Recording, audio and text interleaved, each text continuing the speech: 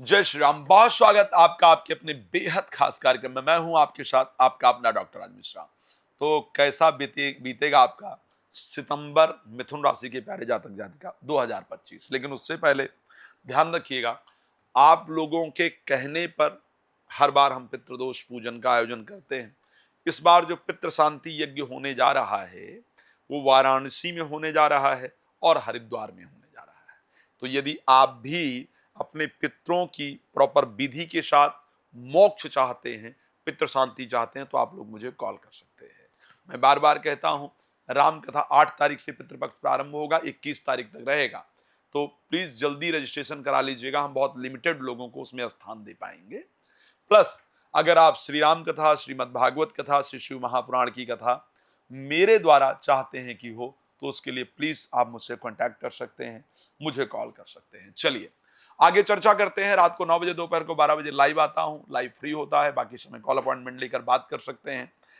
बात करते हैं कि क्या परिवर्तित हो जाएगा आपका सितंबर में।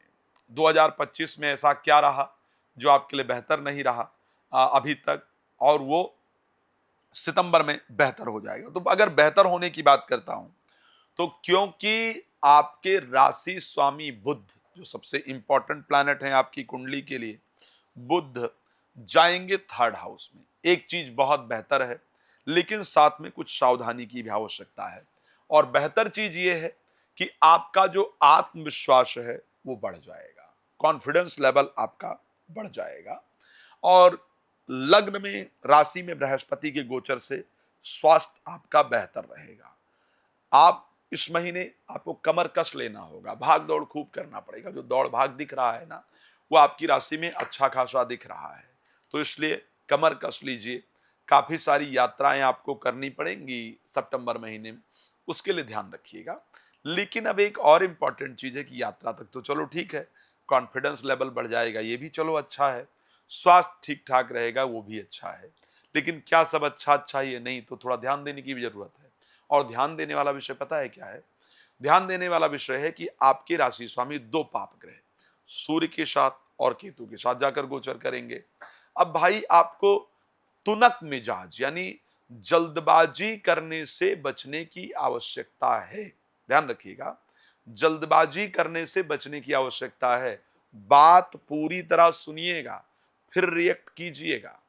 बात पूरी तरह बिना सुने आपके रिएक्शन के कारण आपके रिश्ते खराब हो सकते हैं, चीजें खराब हो सकती हैं। तो जल्दबाजी में रिएक्ट नहीं करना है।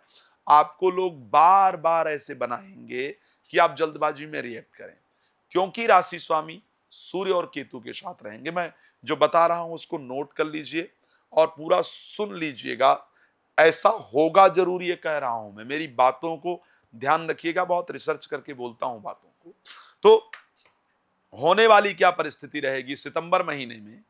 इच्छाएं बहुत बढ़ जाएंगी, विचार आएगा ये नहीं हो पाया, वो नहीं हो पाया, ऐसा करना चाहिए था, वैसा करना चाहिए था, मैंने बहुत मेहनत किया और ये होगा, ये ध्यान रखना।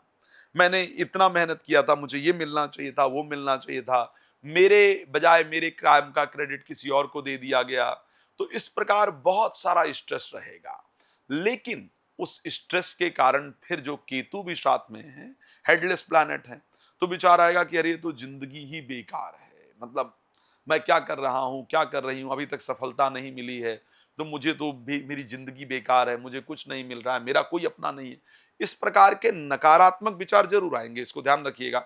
मैं एक बात और कहना चाहता हूं, और मुझे लगता है कि असफलताओं से परेशान होने के कारण मन में परिवार को छोड़ देने का, कहीं और चले जाने का, या फिर सुसाइडल इत्यादि थॉट्स जो है वो आएंगे।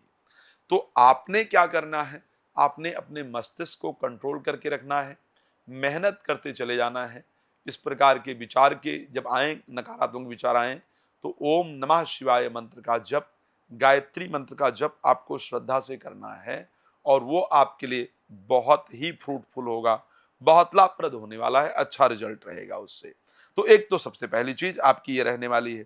अब कोई प्रॉपर्टी आपकी बिकेगी, ठीक है, कोई प्रॉपर्टी बिकने से, अगर आप कोई प्रॉपर्टी बेचने का प्रयास कर रहे थे, कर रही थी, तो उसके बिकने से आपको आर्थिक लाभ निश्चित रूप से होने वाला है। फाइनेंस को लेकर के मैं अगर देखूं तो मैं मिथुन राशि के लिए पूरे महीने को बहुत अच्छा देख पा रहा हूं। 13 तारीख को मंगल चले जाएंगे तुला राशि यानी पंचम भाव में, एकादश भाव से गोचर करेंगे। कोई पैसा कोई दुश्मन नहीं दे रहा था या नहीं दे रही थी, या फिर कोई मुकदमा इत्यादि चल रहा था या ऐसी परिस्थिति हो रही थी, तो वो जो दुश्मन पैसा नहीं दे रहा था, नहीं दे रही थी, वो आपको वापस देंगे। मुकदमे इत्यादि से आपको वापस पैसा प्राप्त होगा, आपकी पोजीशन प्राप्त होगी, शेयर मार्केट इत्यादि से भी आपको लाभ होगा। तो आर्थिक परिस्थिति में अच्छा दिख रहा हूं। भाई बहनों के साथ संबंधों को लेकर के प्रॉब्लम रहेगी। एजुकेशन को लेकर के परिस्थिति अच्छी रहने वाली है। इस महीने कुछ आपके द्वारा बोली गई जो चीजें हैं, बोली गई जो बातें हैं, वो दुनिया को, समाज को बहुत प्रभावित करेंगी। तो अगर आप यूट्यूबर हैं, सोशल मीडिया पे काम करते हैं, मीडिया में काम करते हैं, फिल्म इंडस्ट्री में काम करते हैं, तो आपके लिए बोलने का, लेक्चरार है, तो आपके लिए इस समय बहुत अच्छा कुछ लेकर के आ रहा है। साथ में क्योंकि शनि 10th हाउस में गोचर कर रहे हैं, खैर इस टाइम पर वक्री हैं, लेकिन आपको अपने प्रयास से पीछे नहीं हटना होगा, प्रयास करते रहना होगा। इस महीने में कुछ एक ऐसी न्यूज मिलने जा रही है जो बिल्कुल अनएक्सपेक्टेड है, जिसके बारे में आपने सोचा भी नहीं था। इस प्रकार की न्यूज मिलने जा रही है। कोई एक बहुत दिन से जो रुका हुआ काम है, वो आपका काम बनने जा रहा है। चलिए, आप प्रसन्न रहें। रात को 9 बजे, दोपहर को 12 बजे आप मेरे साथ लाइव जुड़ सकते हैं। दूसरा, आप मुझे कॉल कर सकते हैं, अपॉइंटमेंट लेकर बात कर सकते हैं। पितृ पूजन या पितृ तर्पण करना चाहते हैं तो प्लीज संपर्क कर लीजिएगा। फिर नवरात्र में, क्योंकि नवरात्र पूजन भी हम करने जा रहे हैं, तो नवरात्र में भी यदि पूजन कराना चाहते हैं तो संपर्क कर सकते हैं। धन्यवाद आपका जुड़ने के लिए। जय श्री राम।